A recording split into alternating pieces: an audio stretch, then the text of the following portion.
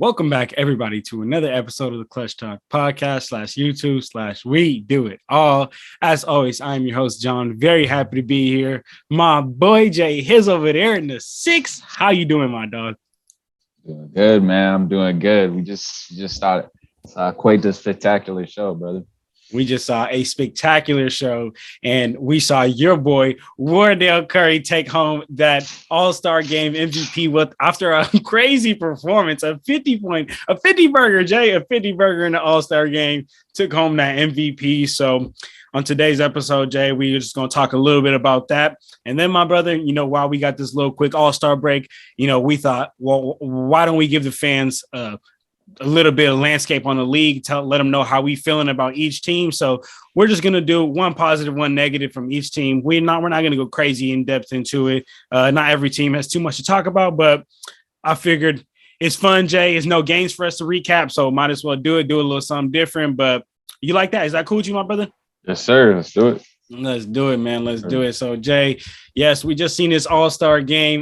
Team LeBron pulls off the victory. LeBron keeps the streak alive, 5-0 now in these little selection All-Star games. But I mean, Jay, let me talk to you first. What were just some thoughts that you got from the game? I know the game didn't get competitive until the end, but what were just some thoughts that you had while watching it? I just bro. Stephen Curry, man, he just never ceases to amaze me, man. This guy made it so watchable from the start to the beginning. I mean, I personally just he's never been a big all-star guy. And I love that they have each quarter the charity aspect of the game. I think that adds another layer to the game. It makes it more competitive quarter to quarter. And then they got the total score as well. So I think that's a great addition for the NBA to add, giving that. I know they've been having that for a few years. And then the total score, I think that's a great thing because, I mean, we saw at the end of the game there, they were really hooping, they're throwing doubles at Steph. It's crazy to me that they were throwing doubles at Steph when you had Giannis and LeBron on the court. Just absolutely absurd. Just shows how nuclear he went though as well, man. I've honestly never seen, I don't think anyone's ever seen a shooting display like that, but it was an exhibition game, but still you got to have so much skill and will to do that. But no, just in terms of that on the other side of the ball, Joel, I mean, we've seen what he was doing. He was eating on the other side. And then, Giannis put it in work, just the best of the best going at it, man. I love seeing it, but Steph's to play tonight. Absolutely unreal, Jay. And I was telling going back and forth during the game, man. But that was some crazy shit, Jay. Crazy. Look, yeah. Jay. I'm talking. We got my mom who don't even watch basketball watching the game. She's just sitting there watching on TV. She's like, "Damn, he's hit the last 4 or 5 shots in a row, and he's just shooting from deep, man." Yeah, that was ridiculous. I think it's also crazy because. Do you remember that game right before he, I think it was 2 games before he actually broke the record? People were like, if he makes 16 threes in this game, he'll break the record. He made 16 threes in this game, which is crazy, man. I mean, besides that, I mean, but there's nothing really else to talk about. All-Star game was fun. I saw some, what's up? Yeah. You said it. It was just the best of the best. That's what I really like to see, on full display. I mean, even all the stuff we even saw from Ja. I'm just saying, a few plays that stuck out. They make it look so easy, but that stuff really is hard to do. At the same time, I know they're not going full speed and this and that, but the stuff that they're doing, Jay, is insane though. Regardless, so let me ask you something, Jay. And this is more out of curiosity because I was talking to Junior about this. I was like, I remember at the All-Star weekend as a kid, it was just more fun. Do you feel that too? I feel like it's just gotten kind of dry since I was a kid. Yeah, I mean, the All-Star weekend, first of all, the dunk contest was one of the worst dunk contests I've ever seen. I think maybe a couple of years ago when Diallo won it, that dunk contest, but this was one of the worst I've ever seen, honestly. Yeah, it bad. Might be a 0 out of 10, honestly, on the scale, but just putrid. The dunk contest was cool seeing Cat win that, but there's a few elements. I just thought the crowd last night was pretty dead. I do like the whole tournament system they had on Friday night. That was cool. I like that. The games were some of them were good. I like the little tournament they got there. But it was a little more exciting, but I feel like I've dropped off. But tonight it was really kind of fun to watch. I I like kind of seeing the new scoring system, and then just appreciating the skill and kind of just sitting there and marveling at all the athletic ability, even the skill of each player. I've just gotten more into that. So I think I've gotten a little, I was never an all-star guy before really as much. Even when I was a kid, like I was just like, I wish they'd play a little harder, even though they did at that time. But now I'm definitely more of an all-star guy, I would say, especially after tonight, man. That helps seeing the display we saw tonight, especially from the man himself. Absolutely, Jay. And then just one last thing I want to add as far as the whole All-Star Weekend thing, and a perspective that I really was excited to share with the fans, with you. And it's just crazy because I don't know if you got to watch the 3-point shooting contest, but they had like that between each rack, or between the two racks in the middle, they had that dew ball where it was a little bit from further.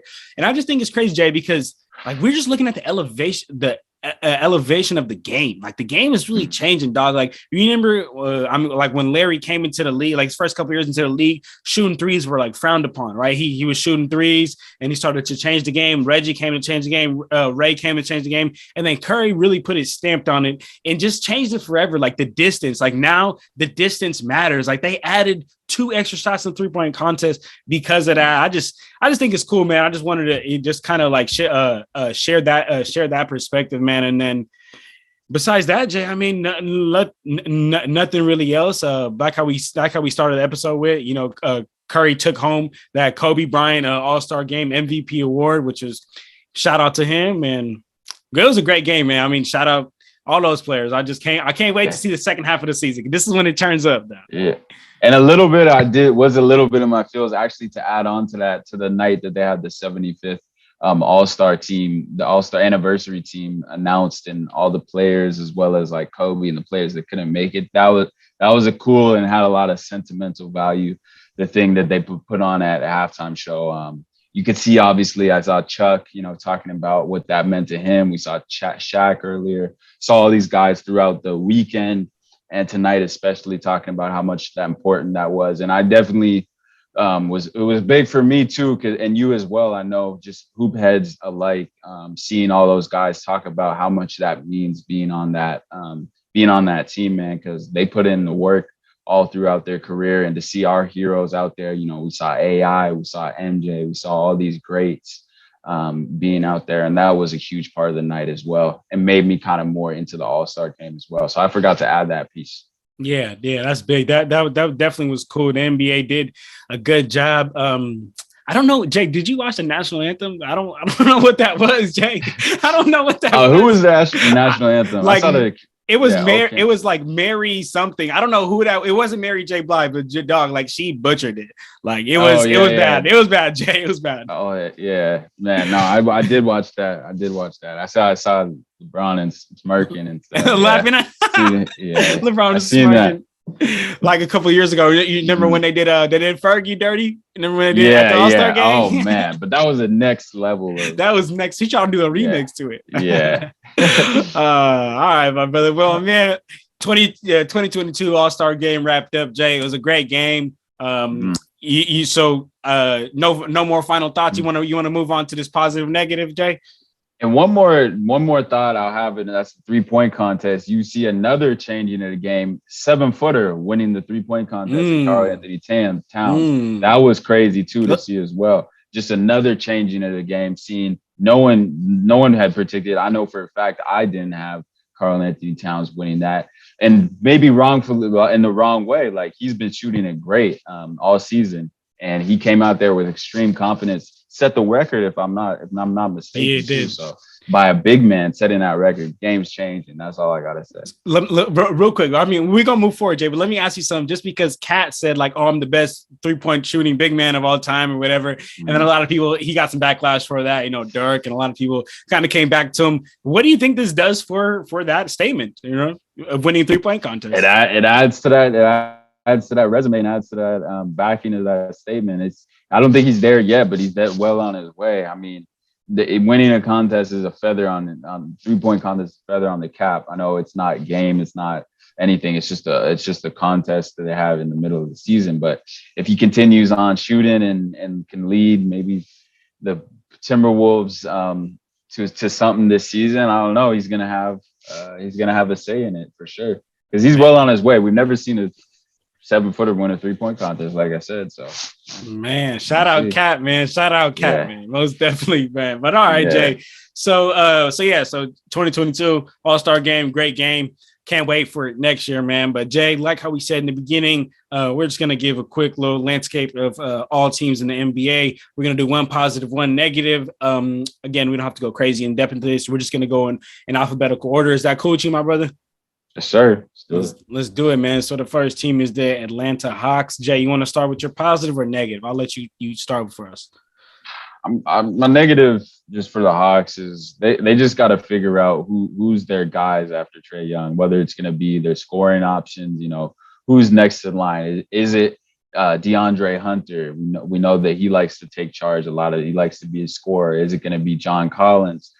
Is it going to be Kevin Huerter? They just got to figure out who's the next man up? Who are they going to? Who's the supporting cast? Who's going to be role players? They need to have guys like on any successful team, because we saw with the success that they had in the Eastern Conference Finals, but they've been struggling throughout this season. I think that's a lot to do with guys not knowing their role or not accepting your role. And to be a successful team, you got to accept your role. And that's what the Hawks need to figure out in the second half of the season to even make the playoffs. And we're not even talking the play-in. So that's what the Hawks need to do. And then the positive, Trae Young. I think he's really coming into himself. He's playing great basketball. He's building off the Eastern Conference Finals and what his success, and he's playing even better basketball as well, being able to get his teammates involved as well. But he needs to rub that off and get his teammates to do that, and then they'll be successful. So, but that's a positive, Trae Young right there. Yeah, Jay, honestly, I have nothing to add. Like, that's exactly the only thing Hawks should, in my opinion, still messed up letting go Cam Reddish for absolutely nothing. But I get it. You want to let DeAndre Hunter have some more space.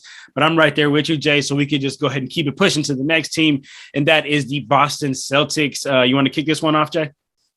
I'm gonna start with the positives on the Celtics, man. And the positives has to be, I think, early on in the season. I know myself, we had talked about the Celtics being a down year. Is Jaylen Brown and Jason Tatum gonna work out? And now they're the best defensive team in the NBA, or about to overtake the Warriors. So I mean, the way that they turned around their system, believing in their season, believing in their system. With the new coach in Ime Udoka, just goes to show that the front office did not give up on that team. Brad Stevens, and now they got Derek White, who I thought was a great addition. We've seen Robert Williams, if he could just stay healthy, the big man that he could be. I love the addition of Al Horford. So they got all those things that are leading them to be, one of the best defensive teams in the NBA. So that's a positive for them. And then on the negative side, really, right now, they don't really got much negatives. I think the negative is for Robert Williams to stay healthy. I think that he's come into himself so much that if they have him on the floor, I think this Boston Celtics team can make some real big noise in the East and be a serious contender. So, man, brother, God damn, I'm right there with you, right there too, man. That's what I have. I have the positive that it's great to get that point guard that you needed in Derek White. Negative is Robert Williams and his lack of availability. Man, you need him out there. He's only played 47 games this season, and just like how you said, Jay, like he's the exact player the Boston Celtics need. A big who can protect the rim and be active in the paint, man. Hey Jay, what's up? The best availability is the best kind of ability is availability. Yes, sir. I totally butchered that, but yes, sir. I know what you mean, my brother. I know what you mean. That's what we always say. That's what we always say. But yeah, Robert Williams, stay healthy, get healthy, man. Yes, sir. Stay healthy, get healthy. I like that, Jay. Yeah. I like that. All right. So then let's keep it pushing, Jay. The Brooklyn Nets, positive or negative? They got a lot of positives to talk about. Yeah. Positives right away. I love the Ben Simmons, Seth Curry, Andre Drummond addition. I think that was great for that team who needed a big man, who needed. And I'll say this right now. I think it's going to be kind of if Ben Simmons is willing to accept kind of a Draymond Green role, I think he's in the perfect place, getting those guys, being the facilitator of that offense, getting the players that he has around him, and Seth Curry, Kevin Durant, and Kyrie Irving. Man, it could be really scary. And if they get Joe Harris, I don't know what his ankle, I heard about surgery, blah, blah, blah. But if he can get all those guys around him, in positions to score, huge positive. And then negative, we really don't know. We don't know with this team who's going to play, who's going to show up to the Barclays Center to play, who's going to show up on the road. We really don't know. That's the biggest negative for the Brooklyn Nets. What Brooklyn Nets are going to be out on the floor. We don't know. Huge negative, huge question mark. Yeah, I'm right there with you. Positive, getting Ben Simmons, filling in literally exactly what you needed in a perimeter player and a point guard, in basically getting a cherry on the top with Seth and Andre Drummond. And yeah, I'm right there with you, Jay. Negative is you don't know which team is going to come. And the only other thing I would add to that is that the Nets definitely seem to struggle to find any offense when KD's not on the floor. I mean, Kyrie could help that, but the man can only play in away games, so that kind of makes it a little hard for him, man. But all right, Jay. So let's go ahead and keep it pushing, Jay. Let's go to the next team, and that is the Charlotte Hornets. I'll go ahead and kick this one off, Jay, with the positives, and I'll just say, man, it's LaMelo Ball's growth, man. I mean, it's not normal that a rookie from rookie to your sophomore year makes a jump like this and is leading a team, is the reason his team is gonna make a playoff push, is in the All-Star game, is the leader of your team. That's just not that's not common. I also think another positive is just the production of Kelly Oubre. Kelly Oubre really had a drop off years the last couple of years, and now he's kind of starting to get back into his zone, into that role player that can really put the ball in the basket. This year, and then for the negative, I would say is not getting that true big. I know in that trade deadline episode, I joked around and said that you get Montrezl Harrell, it's like getting the knockoff brand of the real one, right? And that's no hate to Trez, but I think that we talked about this. The Hornets could have used Miles Turner, Nurkic. They could have used a real rim protector big, even honestly DeMarcus Cousins, but they didn't get any of those guys. They ended up only going with Trez. So that's what I would say my biggest negative is, and I think they're going to feel that come playoff time. They need that rim protection. Yeah, no, I think you're right there with you. The rim protection is true big. I don't believe Miles Plumlee or Mason Plumlee is the answer there, and Richaun Holmes. Richaun Holmes, guys like that, the guys that you mentioned would have been perfect there. And then, I don't think Harrell's the answer for them at the big. He does add a little bit of versatility, but we see what happens to those guys that are kind of out of position in the playoffs. They get exposed, and we've seen it with Harrell point blank. What happened in that Phoenix series. Just got exposed, wasn't able to stay on the floor, and I think that would be a little bit and a lot of the same. If he's their big and they don't look to maybe the buyout market to get a true big that's going to help them. But we've seen guys like that. I think Tristan Thompson even would have been a better fit for them, a versatile big that Chicago got. And we're going to talk about them, I guess, coming up next. But that's an early positive for them. They got maybe potentially the rim protector they needed. But Jay, I think you nailed it on the head for the negatives and positives. So we won't talk too much about the Hornets, man. Yeah, exactly, Jay. Like I said, the Bulls are next. So, positive. I would say that their team defense. They for the team that they have, they shouldn't be the fourth ranked defensive ranked team in the league. In my opinion, for the team they have, they need a real rim protector, and getting Tristan Thompson definitely helps. But I still think if you would have been able to hit a home run, if you would have been able to get Miles Turner, if you wouldn't have been able to get real big. And I like Tristan Thompson, but I just don't know if he's going to make that big swing that we need. And Jay, let's just address the elephant in the room. It's February 20th, 2022, and we're about more than halfway through the season right now, a little bit more than halfway through the halfway mark in terms of games played, just past All-Star weekend, just as completed. And the Chicago Bulls, despite all the injuries they had, we saw them lose Patrick Williams early in the season. We've seen Zach LaVine miss some time. We've seen Nikola Vucevic out with health and safety protocols. Although teams have players have missed through with COVID, health and safety protocols throughout the season. Alex Caruso has missed time, significant piece to what they do. We've seen all these players miss time, and the Bulls are sitting at the first seed, tied with the Miami Heat at 38-21 in the East, man. If you're Billy Donovan, you're Zach LaVine, you're DeMar DeRozan, you're Lonzo Ball, who will be coming back. You're missing him. I forgot to say him. Huge piece, starting guard for them. Nikola Vucevic, you're loving the position you're in right now because you know you're going to potentially get all those guys back. Zach LaVine's going to get healthy. I love seeing him on the floor tonight, Jay. Huge positive right there. That's a huge positive. You are first in the NBA in the Eastern Conference right now. You got to love it if you're the Bulls. Absolutely, Jay. You gotta love it. Honestly, Jay, you knocked that out, man. That's exactly what it is. And the only negative for me is exactly what we've been talking about. They didn't get that huge rim protector that they needed, and I think they're gonna. If they have to face Philly, TT's not it. TT's not it for you. No, TT's not it for me, Jay. I think I like the addition though, but I don't know if he's it. But I think it's a start. Maybe you look to add something else, but if you have him in a playoff series, we know that he has experience. He has won a title, so I think that doesn't hurt. That's all I'll say. It doesn't hurt. It may not be the answer they need, but I think they can help them a lot. Okay. In Chicago, yeah. Okay, all right, for sure. So then let's keep it pushing to your second favorite team in the league, Jay, and that's the Cleveland Cavaliers, Jay. So I want you to go ahead and kick this one off, positive or negative, my brother. I mean, what positives? Another positive. No one expected the Cavaliers to be here. I keep beating like on a dead horse, man. That these guys, with all the youth and talent they have, I listened to the interview. I don't know if you listened to this with Kobe Altman on Woj's podcast, and he was talking about building through the draft, being a small market in Cleveland, building through the draft, and understanding that's the blueprint how you get better.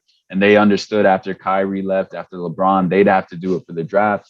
And the blueprint was, they started with Garland. They brought in Colin Sexton. They brought in Karis LeVert. They brought in Jared Allen. They brought in Evan Mobley. They drafted all these guys, and they did it their way through the system, brought in the right guys.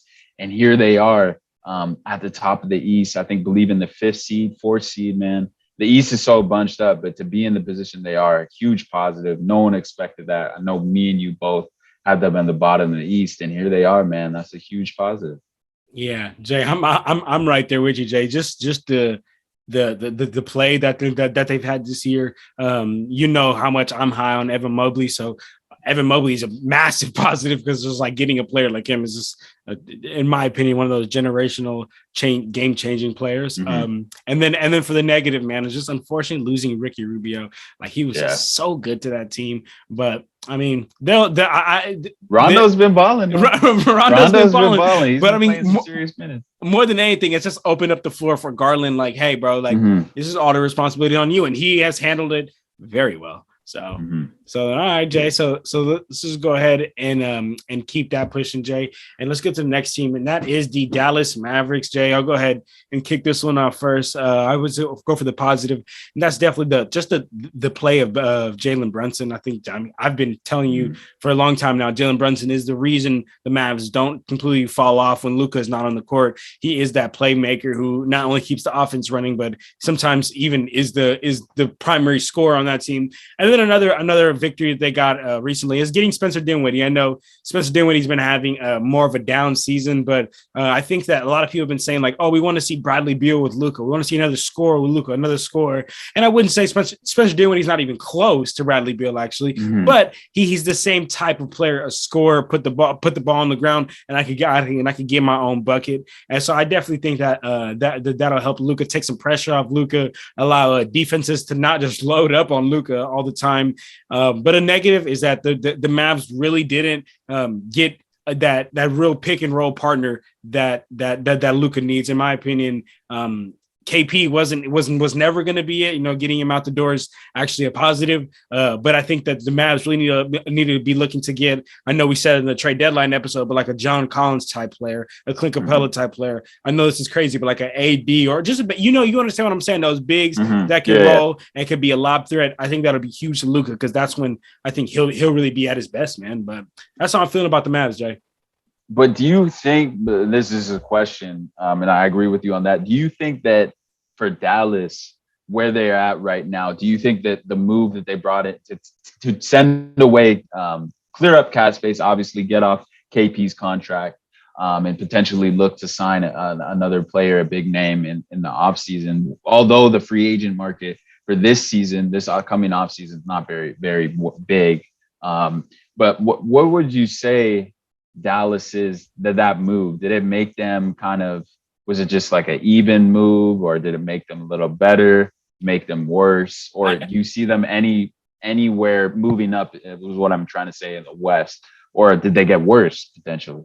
Yeah, in my opinion, I actually think that this move is more of a long-term move. I think they knew, okay, this year is not going to be it, and I think they understand that. And I mean, if you're going to go out there and have Maxi Kleba be your big, that's going to be trouble come playoff time, and come time when you're playing a real big. I think they understand that, and this move was only to buff up the roster so that year, maybe a year down the line, or maybe a little bit sometime into next year, they could look for a big and say, look, we got Spencer Dinwiddie, we got Luka, we got our backcourt set. We just need a front court player, and we'll get it rocking. So that's what I think about the move initially. But I mean, you never know, man. Spencer could go off, and they could do good this year.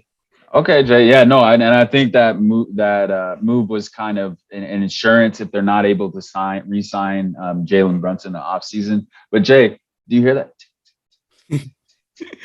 What's that, Jay? Do you hear that? That's the clock ticking, and that's the championship window closing. You got a generational talent and Luka Doncic on your roster, and you trade away KP to bring in Spencer Dinwiddie and Davis Bertans, Jay. Is that the move? If you're Mark Cuban and you need to win a championship, you have a generational talent, and we talk about it all the time on this show about the championship window. And when you have a talent like Luka Doncic, that's my only concern, Jay. Did this move get you? Did it move the needle enough? Tim Hardaway Jr., who was probably their second option right now. You really have no true second option. Jalen Brunson, he's a great scorer. He's going to give you 15 a game, maybe night to night, 25. In the playoffs, he's not helping. So right now, to Dallas, to me, looks like a second round exit. We haven't seen Luka go beyond that. So for me, it's the same, Jay. And it just concerns me right now. You say year or two down the line, that's a year or two older Luka. So you're waiting more and more time. That's the only concern I have, and that's a huge negative for me. That is I'm not gonna lie to you, Jay. Just full transparency. Did not see it from that. Tick, tick, tick, tick. That's what I'm hearing, Jay. It's concerning me. It's making me anxious for Dallas, man. Jay. Our guy, got to hit up our guy, Big Shot Pod, man. I know he's anxious too. Man, I got Big Shot is probably sick. Yeah, Jay. I'm not gonna lie. I definitely like that perspective, because I really didn't even look at it from that window. And you're right. We talk about that all the time. That championship window, and you got to make it happen. I know Luka's young, but doesn't mean you got time to waste, man. So yeah. I really like that, Jay. Yeah, that Dallas Mavericks definitely need to make a move. Don't waste Luka's career like Portland waste Dame's, man. All right, Jay. So then let's keep it pushing, Jay. Let's talk about the Denver Nuggets, a team with very few positives this year. What would you say is a positive of theirs? The Joker. That's it, huh? I mean, he is one of one, man. He's a true unicorn. There's very few. Maybe just throw in Joel from big man Giannis, obviously, but he's truly one of one. What he's doing with this team, keeping them afloat with all those guys and question marks they have when they're in Denver. That's a positive. Long story short, Nikola Jokic, man. I'm right there with you. And then a negative really is kind of everything else. Everything else that's happened to their team this season. So so we'll just go ahead and keep it pushing on that. The next team we got is another team that has a lot of negatives, and that's the Detroit Pistons. I'm positive Cade could be the rookie of the year, but won't be, because we know who Evan Mobley is. But I mean, he could be, though. Sadiq Bey is cool, but everything else is negative. Do you have any objections to that, Jay? Nah, I mean, I'll just throw in this game. I have my guy Oko over. We were playing some 2K. Shout out my boy Oko, friend of the show. And we had a guy over, and we were playing some 2K. I was running with the Pistons, man. This team is terrible in 2K. I lost by like 20 or 30. I had to turn the game off and restart a new game. But that's a lot of what the Pistons season. A lot of rebuilding. I guess they're rebuilding with Jeremy Grant. I guess that's a positive. Man. You're starting to build that little core you got. I think they need to wait on Killian Hayes. At least you got young talent there. Cade, like you said, huge positive. Definitely agree with you on that, Jay. But I think it's a lot of rebuilding. I mean, the negatives, you knew you're going to be bad anyway. So it's just about positive, kind of building your foundation and then getting draft picks, bringing them in and starting to build. Because you got 2 years. If you're Dwayne Casey, you got to start winning some more games next year, and then the next year you got to be competing for a playoff spot potentially 2 years down the road with Cade, man. But yeah, Jay, I'm right there with you, Jay. The Pistons, yeah, I mean, besides Cade and kind of like that young core that they got going, everything else is you should have known it was going to be this bad. So yeah, I like that perspective, and that answer on that. And then the next team, Jay, you know what team it is, man. The Golden State Warriors. There's a lot of positives to talk about. I definitely want to hear your perspective, and which one is the most important positive to you? The most important positive I'd say is number one, their second best record in the NBA after being, 2 years ago the worst team in the league. Despite all the injuries last year, not being on the brink of getting in the playoffs, obviously losing to the Lakers and then to Memphis, but to be in the position they're at right now, the All-Star break, having guys out, having Klay out at the beginning of the season, Draymond up to now, and then seeing the emergence of Jonathan Kuminga, I think it's huge for confidence that he's building and his development as well. I think that's a huge positive. Seeing guys like Gary Payton the second and got rotation players also coming into their own. I think those are huge positives. And then seeing the man back on the floor, Klay Thompson. I mean, that's probably the biggest positive of them all. After 2 years, 900 and some days, that's probably the biggest positive for the Warriors as well, because you love to get the Splash Bro back on the floor. And then negatives, I think it's getting all those guys integrated.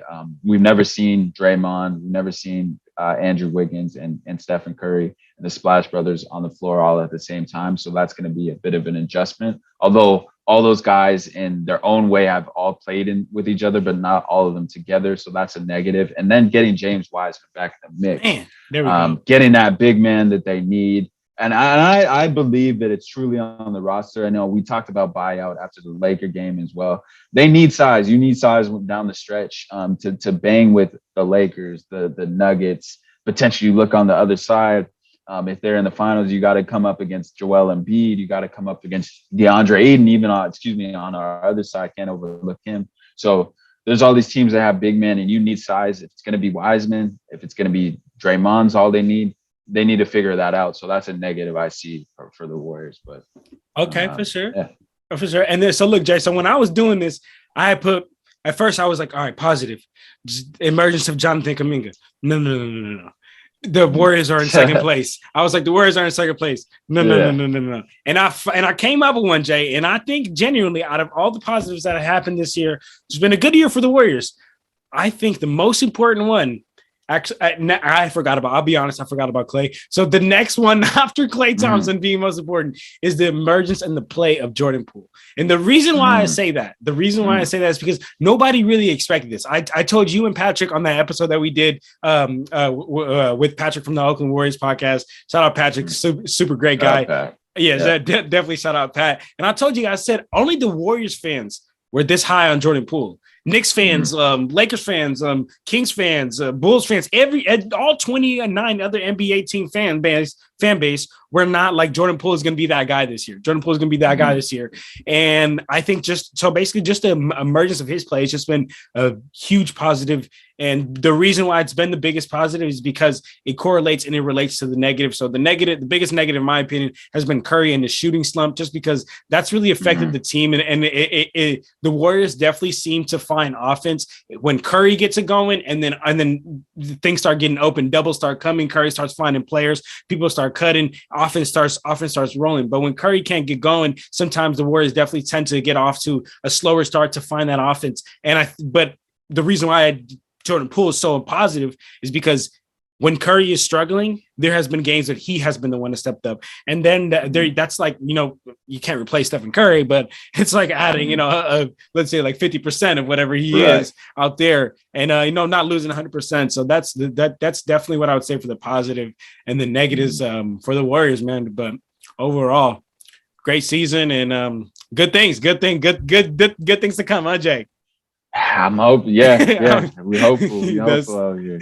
Let's see, JR. So now let's talk about a team on the opposite spectrum, the Houston Rockets. Honestly, not many positives besides Jalen Green, but he also just embarrassed himself the other day at the dunk contest. Yeah, I was going to say Jalen Green dunk contest status negative. Negative 10. That's for sure negative. But yeah. But yeah, I have no positive besides Jalen Green and Christian Wood. Negative is everything else, to be honest with you. I don't have. You have anything to add, Jay? Nah, no. Okay, let's keep it pushing. Indiana Pacers positive.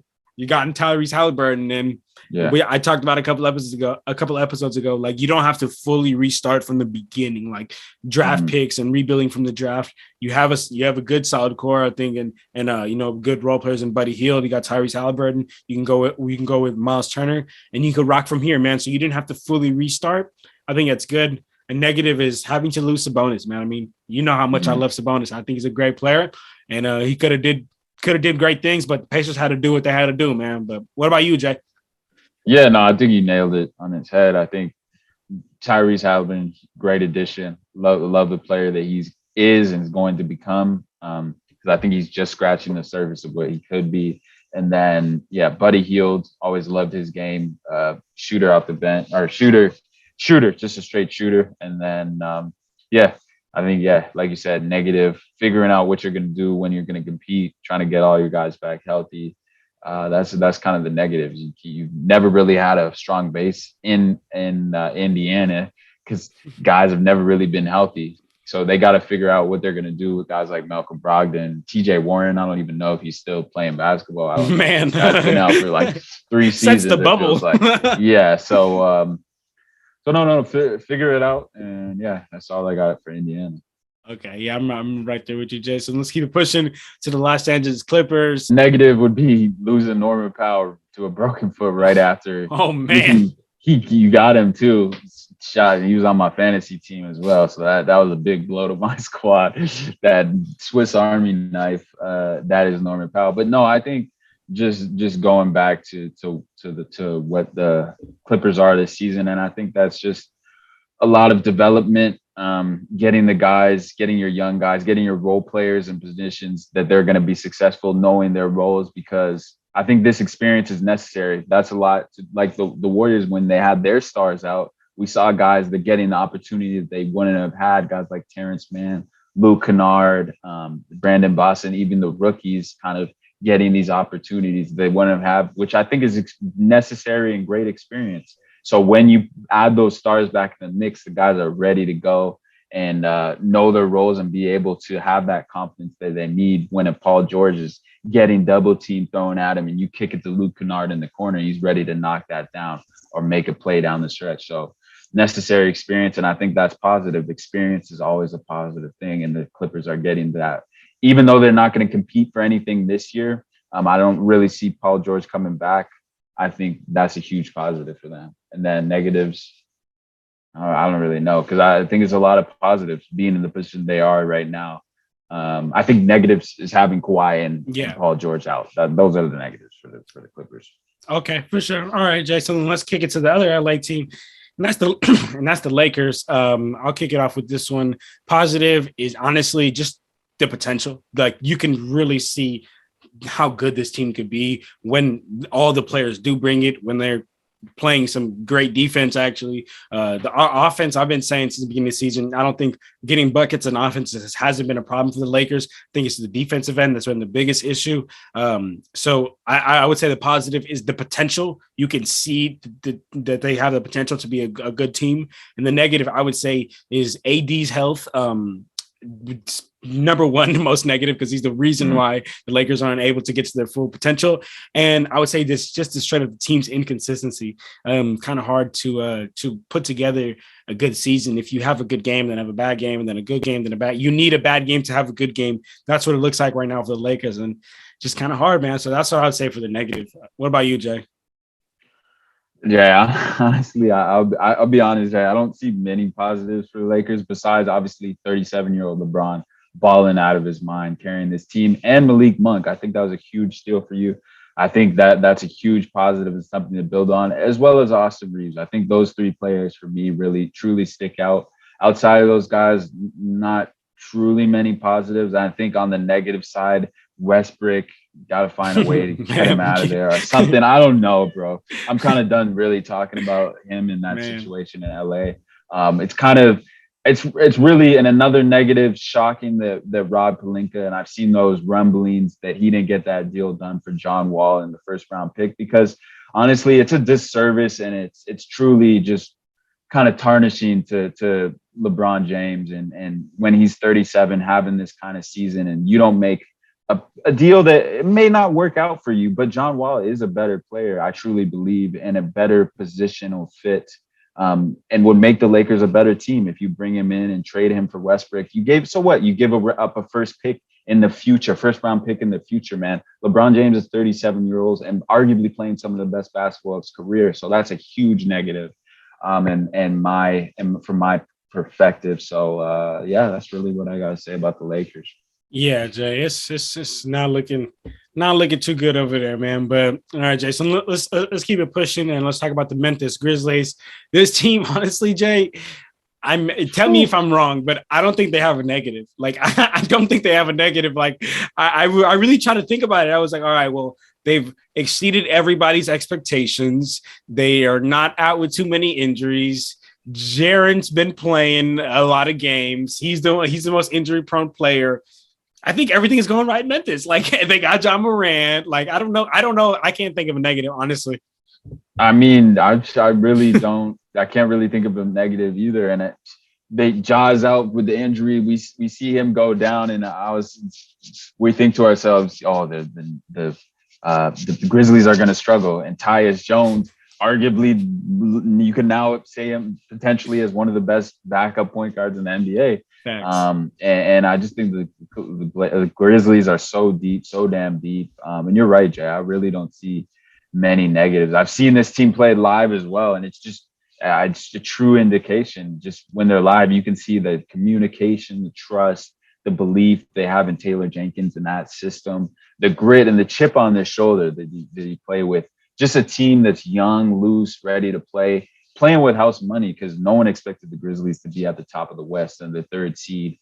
Yeah, I believe 2 games back of the Warriors. I know the Warriors better watch out. I know the Suns they're way ahead.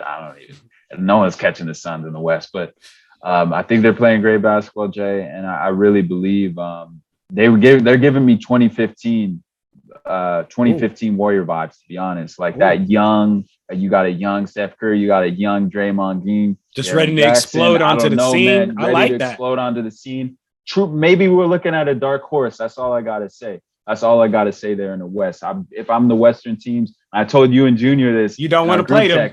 I said, if I'm the Golden State Warriors, do not want to see them, especially in the first 2 rounds. I think they could beat them, but I think it would be deep. It would just take 7 game series and be scary. It would just take too much. The weapons they have. Yes. It would take. I'm right there with you. I think. I think those top teams too. Exactly. Yes. Those top teams, they could take the Grizzlies, but it would just take too much out of them, my dog. Yeah, I'm right there with you, Jay. I'm right there. All right, Jay. Scary team, man. Scary.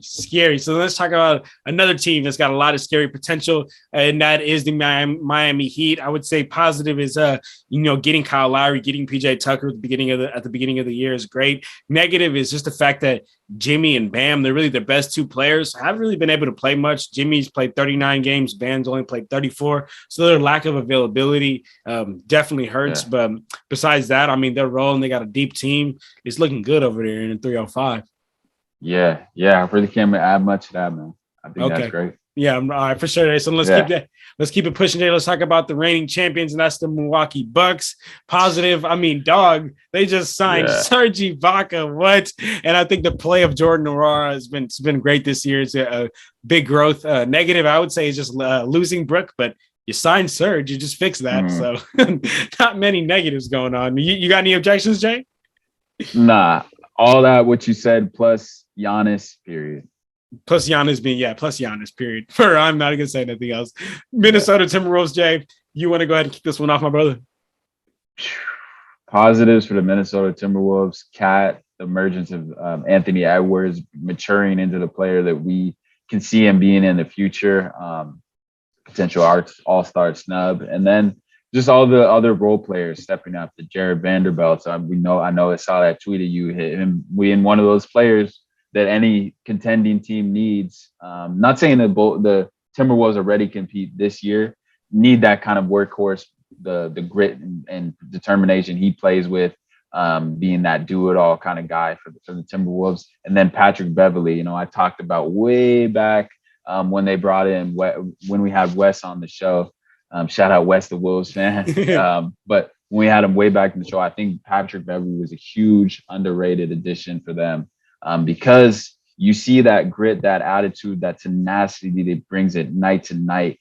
We've seen him get that technical with Gary Trent before the game even started, because we just know Patrick Beverley is a pest. And that kind of attitude and mentality rubs off on the rest of these young guys who are molding and becoming the players that they are. And, Cat's, 7-8 years into his career, or well, maybe a little, he's been in the league a while. Been in the league for some time. Yeah. For a guy like Anthony Edwards to see that kind of work and that grit and tenacity he plays with, and the other young guys on the Timberwolves, huge to have that kind of guy in the locker room. And I think it's really rubbing off on them. And then negatives, get D'Lo healthy, get those guys healthy, and continue to win games under the stretch. And when things get tough, need to see some toughness from those guys, because they're not really battle tested. So I think that's a negative for the Timberwolves.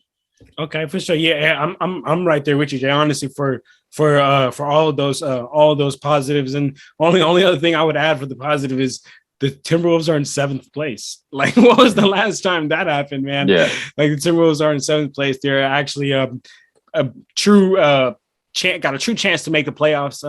And then the only other negative I would add is just Malik Beasley, man. He really hasn't stepped up this year to the way at least I expected for him. I expected definitely, a big year out of D'Lo and Cat, and I thought Malik Beasley was going to be able to get a lot of easy looks, because the ball, he would have been open. People are paying attention to Cat and D'Lo, and I thought he would have been able to do good, but he's actually having like one of his worst years in his career. So just him not playing up to his potential definitely hurts the team, but hopefully he can flicks that around. But let's keep it pushing, Jay, and let's talk about the New Orleans Pelicans. Positive. I mean, getting CJ McCollum is great. Getting Larry Nance is great. I've been raving about him. Herbert Jones, the rookie, I think his potential is through the roof. Negative, still no Zion. That's the biggest negative, man. Real talk. You're right there with me, Jay? Nothing added. Yep, okay. Right there. All right, for sure. So let's keep it pushing. Let's talk about the Knicks, Jay. Positive, I love the fact that you got Cam Reddish basically for nothing. And negative, Jay, I'm hopping on your boat. You've been saying it all season. Tom Thibodeau's got to go. He's just wearing his players out. They're not going to get. He's an old school coach. The players don't get through to yelling anymore. You gotta switch it up. It doesn't work anymore. You got anything about the Knicks? Yeah, no, just right there with you. I think that.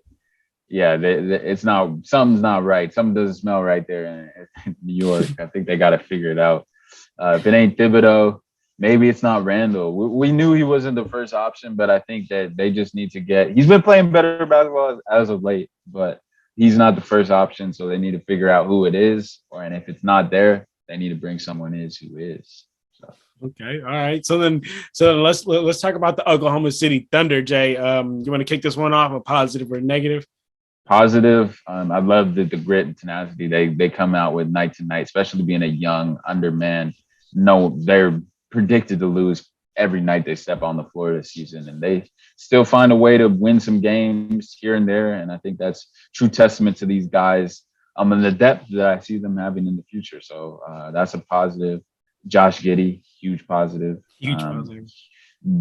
Underrated. I think no one really expected him to be this good. We saw him with the triple-double, and we talked about that. So positive. And then negative, they need to be healthy and start winning some games in the coming years. I think this tanking is going to get old real quick. So you could have all the assets in the world, but if you don't make something of that and those don't equate to anything, then it's useless at the end of the day. So that's a negative and a potential question mark and red flag. Facts, Jay. I'm right there with you. Positive, love Josh Giddey, love the young core. Negative, only thing I would add is the fact that they lost by 73 points this year to So to the Grizzlies. So I just had to add that. I know that shit was crazy, Jay. But all right, so let's keep it pushing. The Orlando Magic, positive. Those young guys, man. I really do like Cole Anthony, RJ, Mo, Wagner Bros. And the negative, honestly, is just the fact that they don't have a time machine. That's their negative right now. No. And also, I don't even know, like Markelle Fultz and Jonathan Isaac, get those guys playing some basketball. Man, get them doing something. Something, because even if you sit them out, they're still going to have to get integrated and be able to play. I mean, I don't know what's going on there in Orlando. Negative, red flag. Negative. Orlando's just a negative. All right, so let's go to the Philadelphia 76ers. Jay, I want you to kick this one off, my brother. Positive. You got James, whether you like it or not, whether people like to hear it or not, you got James Harden. We know I've been critical of him at times, but he's still world-class player, world-class talent, paired with Joel Embiid. And you add in, you were able to retain Tyrese Maxey and Matisse Thybulle, your defensive stopper, and you still got Tobias Harris, who can put in some work as well. So you got a nice team there in Philly, all positives, and I'm just really want to see all these guys play together and see what they can do. Huge positive. Negative, you got James Harden, and he can be a negative as well. We've seen him not be able to win with playing with Kevin Durant, Chris Paul, Russell Westbrook. At a certain point, when does it become it's not you, it's me? Yeah, I don't know. I mean, to be real, Jay, out of all those people you said, the only common denominator was James Harden. So Harden. You're not wrong, Jay. You're not wrong. You do the math. You do the math. You do the math. So Jay, I'm right there, Rich. I mean, positive, definitely. You get in James Harden. The only negative I would add is that, I mean, we both talked about this in the trade deadline episode. We think they let go a little bit of too much, letting go Seth and Andre in that pick by bringing James. But you do what you got to do to get James, man. So let's keep it pushing. The Phoenix Suns, Jay, positive. I would just say they've been a deep team, the number one team in the league right now. Negative, CP just went out with the injury. I think that's huge for them because he is like a monumental. He's actually like you know what? I just thought of an analogy. CP is to the Suns is what AD is to the Lakers, in my opinion. In my opinion, D-Book is important. D-Book is what to the Suns what LeBron is to the Lakers. D-Book is very important to the Suns. LeBron is very important to the Lakers. But without AD, the Lakers cannot be their full potential. Without CP, the Suns cannot be their full potential. Just thought of that right now. Just wanted to say that. That's a. But I think they can win. I think the Lakers couldn't win without Bron. I think. I see. This is the trust factor, Jay. I don't trust AD with that team. The Lakers by himself, especially. And then you look at the Suns. I think they could win potentially with Chris Paul and that team. But not to say Cameron Payne has been putting in work as well. So it's tough to say. And you just got Aaron Holiday, who I think would be getting some serious minutes and some serious time. So. You might be right though. Like it's an interesting perspective though. But in terms of playmaking, I'd say CP is more to LeBron. But that's it. I can see where you're coming from on that take. Okay, for sure. And then you're right there with me with the positive or negatives. Just positive, best team in the NBA. Yeah, no, flat out and just playing some unreal basketball, beautiful basketball to watch. That being said, and then negative, the health of Chris Paul. They need that dude healthy. He's battled injury throughout his whole career, and if it's going to be a lot of the same, I don't see the Suns being able to overcome that. So he's got to get healthy. That's a huge negative. His health right now. Yeah. For the Suns to beat any of those top teams in the West, they need CP. No doubt about it. But all right, Jay. So then let's go to the Portland Trailblazers.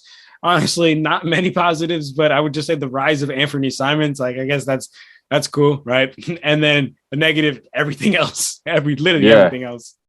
I will say though, I mean, the Portland Trailblazers are riding a 4-game win streak right now. I mean, I don't even know. Since the trade, since Joe Ingles and Josh Hart came onto that roster, they beat the Lakers, they beat the Knicks, they beat the Bucks and the Grizzlies back to back, Jay. So it's weird. It's so weird. It's so funny how that works, but that is a positive. They're coming into the All-Star break, the 4-game win streak when no one expected that, and they're the 10th seed right now. You can't even make this stuff up, Jay. So they're the 10th seed in the West, and if they continue to piece some games together, maybe we might see Dame, because we've seen him committed to Portland. So that's another positive I'll add on top of that. So negative, I guess they got to figure out what they're doing. I don't know if that's really a negative, but they gave up a lot of assets. But the positive, he still got Dame, and he says he's committed. So yeah, as long as you got Dame, you got hope, in my opinion. Yeah, but the negative is I still don't see them as competitive right now, and they're gonna be just one of these teams who make the play-in game or makes the play-in in the West in the same position and gets knocked out. Dame, is that really what you really want? I don't know. Come on, Dame. Seems like kind of a cop-out to me, right, Jay? Like, yeah. At a certain point, doesn't it become a cop-out? Because, Jay, I'll ask you this. Don't you think that if Dame just is content with being on a team that's not good enough to be in the West, not even good enough to potentially be considered a contender in the finals, which not a lot of teams can be that anyway. I'm being that caliber of team is exclusive. I'll be that. But at what point is what I'm asking, does it become a cop-out if you're on a team who's not expected to win? So anytime you do better, it's a good thing, but you're not expected to win. So you're just playing with house money at the end of the day, and you can always use that as an excuse. Isn't that just kind of I don't know. What do you think about that situation for Dame? I think to be real with you, bro, I think Dame is so good, in my opinion, that it never is that. Like, it's never that point to where it's like, oh, it's just house money. Because I think you put Dame out there with 4 other players, there's a chance there's a chance that they could get done. Maybe I'm a little bit bullish on Dame. Maybe that's a little bit too high praises for Dame. But I just think that anytime he's out there, he has a chance, right? Like the Grizzlies, they're playing with house money because, in my opinion, they're that good because of the 5-man team because of that 15-man team that they have, because of what they do, not because of one player is carrying the squad. But I genuinely believe Dame could carry a squad, not to a championship because nobody can do that anymore, but definitely to a playoff. But then again, Jay, are you just going to stay in that purgatory, like how you said? Like, is Portland just going to stay there forever? Okay. So you think that 4 players around him, 4 players around Dame, he could carry them to a finals, like a Giannis type. I'm not saying it's just 4 players. I'm not saying Giannis. I'm not taking any way thing from Drew Holiday or Chris Middleton. Those are damn good players. I'm not saying anything about that. But the fact that, Giannis really with a true star next to him took them to the finals and won it. You think Dame can do the same with the similar caliber players? He's that good of a player to you. I'm not debating whether or not. I'm just asking you, like, John, what you think? Yeah, in my opinion, if you put Dame championship team, if you put Dame on the Phoenix Suns, honestly, they're 10 times more of a championship team. If you put Dame on that Bucks team, I think that they still would have won a championship. So to answer your question, without Giannis, yeah, take Giannis out and put Dame in there. Wow. Okay. I really got them. Okay. Dame is really that guy, especially when playoffs come. He really show his ass in playoffs. Dame is that guy. Oh man. Okay. So talk to me, Jay. Are you not all the way there? So am I tripping? Am I too bullish on him? I mean, and it's just through my lens and what I've seen in the playoffs, and it's just kind of, I can't get out of my head the times that he's gone up against the Warriors and he's lost every time. He's never beaten Steph. He's never Steph and the Warriors. He's never beaten them in the playoffs. And I just think back to that in the Western Conference Finals when he got swept, and he had a decent team around him. He didn't have the best team, but there was players out on both sides of the equation. Obviously, Kevin Durant made them over the top, and he wasn't playing in that series. And I just saw Dame kind of falter in that series, and that's all I'll say. But how highly I think of Dame, and I think it's just a question that needs to be answered. We've seen him take them far, but when it matters most, as of late, what I've seen as of late, I'm just questioning it. But I would love to see him come back and prove me wrong, because I know how highly I think of Dame. So that's just where I'm at right now with that. Okay. I like that. Yeah, we definitely need to see Dame back out here, man, and show us what's up. Show if he still got that, Mm-hmm. if he can. Time is it? You know what time it is, huh, Jay? For real, Jay. There we go. All right, Jay. So then let's talk about another team that does not have a lot of positives, and Sacramento Kings. Sabonis is great, but in my opinion, it's like you got Sabonis, but what you gave him up for it's worse. Like, you end up going, you scored for 90, but then you got negative 100. So you end up going negative 10, in my opinion. That's what happened over there with the Kings. But how are you feeling about the Kings, Jay? Yeah, man, I think they added a lot of pieces there in Sacramento, but I don't know. You can have a lot of pieces. You can have a lot of pieces to a puzzle, but will they fit? I don't know. That's the analogy I'm using with the Kings, and they gave up a lot. They gave up Tyrese Halliburton, Davion Mitchell, and De'Aaron Fox backcourt going to work. I don't know what that looks like. You brought in Dante DiVincenzo, which I like that addition. But what are you going to do? There's a log jam at the in your backcourt and your front court. So a lot of question marks, a lot of unrest there in Sacramento. So that's how I'm feeling about that situation there. Yeah, Sacramento is a sticky situation, my brother. Sticky situation. So let's get to the next team here, and that is the Spurs. Positive, the play of DeJounte Murray, man. I mean, you've been calling it, dog. I mean, he's an all-star. He just took off this shirt to the play of DeJounte. Hey, now you're an all-star. There you go, Jay. And honestly, the negatives I would say is the Spurs just not being that dynamic dynasty that they've been. I mean, I feel like every year, back in the day, the Spurs were feared, but it's just not that anymore. They don't have that same reputation anymore. Agreed. That's really not much else I have to add to that. Okay, perfect, Jay. So let's kick it to your team, because I know you the Toronto's ambassador over there, Jay. So the Toronto Raptors, Jay. What's up? You go first on this one, brother. You go first on this one. Not even, man. But yeah, no, the Raptors definitely have some promise, and I think a lot of it has to do with not even Federico, who we saw tonight in the All-Star game, but that's Pascal Siakam, and the way that he's been able to blossom into the playmaker, the player that a lot of folks, believe. I know Oko, who I'll bring up again. We were talking about this last night when we were watching the slam dunk and the festivities last night on Saturday. And he was talking about, we know when we had him on the show, when fans as well were doubting how good Pascal, he's on that max contract for them. And he's just blossomed into a great player for the Raptors. It's a kind of underrated, kind of unspoken of player. We know that Jared Allen deserving, but Pascal Siakam, I believe, was, the next man up, right there with Miles Bridges, for a guy who could have been considered to go to Cleveland. So I think the emergence of Pascal Siakam, great. Federico VanVleet, Gary Trent, who I would love to add in the mix there. He's been playing great basketball, leading the league of steals, as I'm not mistaken. And the grit of that championship kind of DNA that they have there. Fred stepping in for Kyle Lowry as well has been huge for the Raptors. And then the negative is just depth. They don't really have depth right now. They brought in Thaddeus Young, but I still don't think they're deep enough. Nick Nurse is burning those guys into the ground. Guys on their front line leading the league in minutes. I think that's a huge negative for them. He's got to find some trust and believe in some guys, give some young guys some opportunities, because we know down in the playoffs, guys get tired.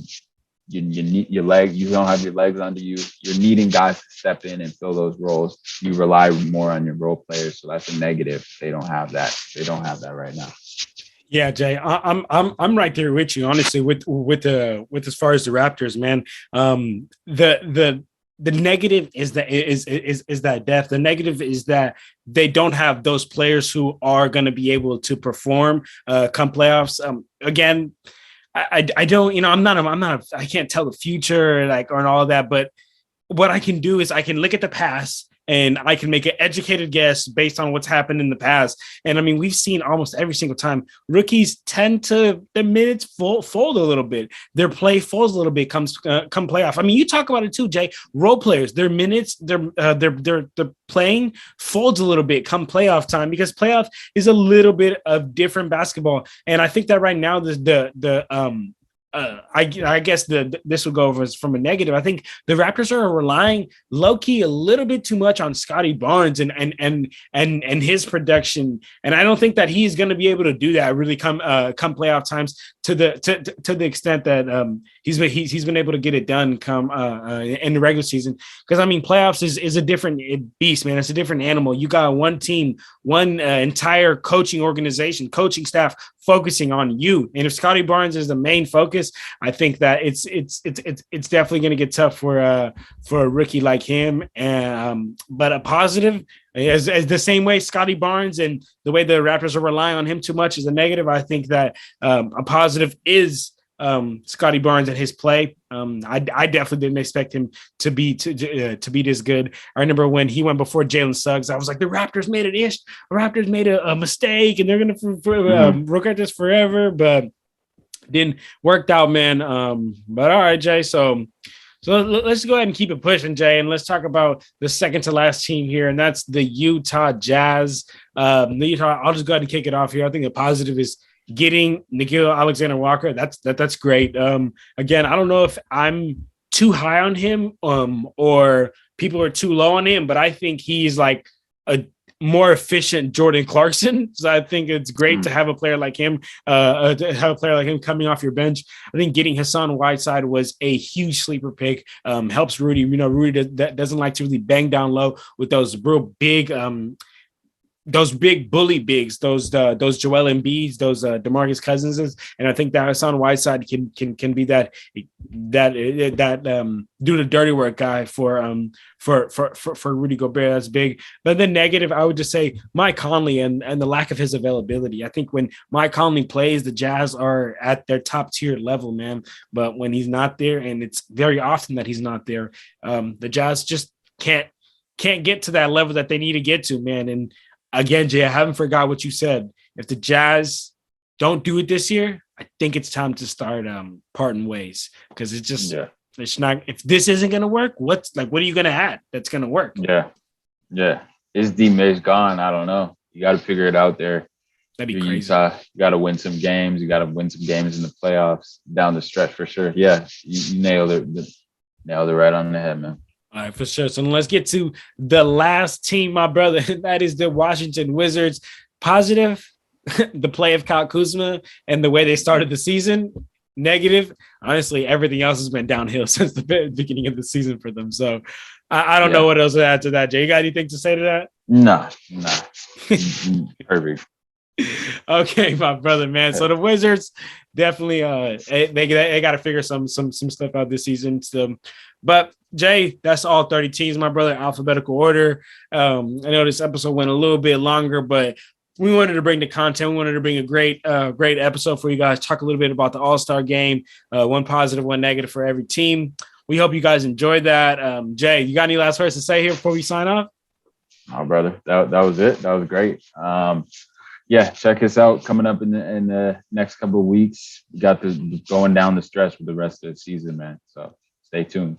Yes, sir, man. Stay tuned. And like how Jay said, check us out, man. Make sure you check us out on Instagram, on Twitter, on TikTok. It's at Clutch Talk Pod.